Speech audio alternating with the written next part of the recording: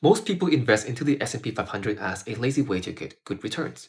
But what if you could do better? I found these three ETFs that have beaten the S&P 500 by a wide margin, even doubling it for 5 to 10 years straight, and I'll show you exactly how I found them. I'm Ace, a finance graduate from the top finance university in Australia, and I help investors find opportunities where most people miss. Now, when I first started investing, I just bought the S&P 500 because it's what most people recommend. Now, my returns were fine.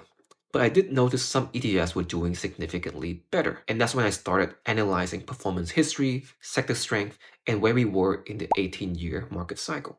And within 2 years, I had built a short list of ETFs that have consistently outperformed, and my portfolio returns jumped well ahead of the index. So, what are the steps?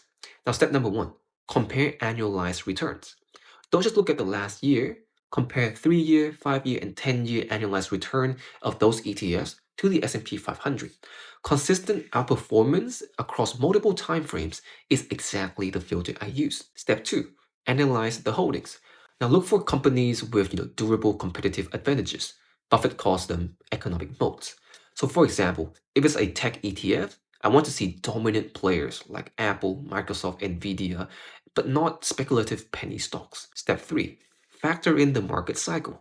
Right now, we're in the late expansion phase, and historically, sectors like technology, semiconductors, and certain consumer brands lead during this period. So ETFs overweighting in these areas have a great boost and a tailwind. So I do share about this 18-year cycle a lot more and the phases we are in more details in my newsletter, so do check them out. Step 4, what are the three ETFs?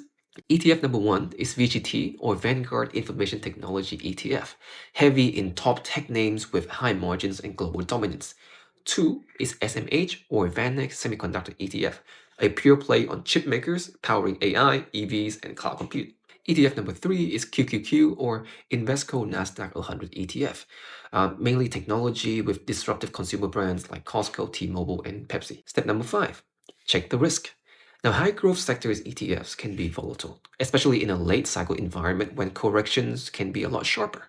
And that's why position sizing matters just as much as picking the right ETFs. Well, there you have it. Follow so you don't miss my next breakdown and get my free newsletter where I share my ETF picks, my late cycle risk, and the exact matrix I track each month.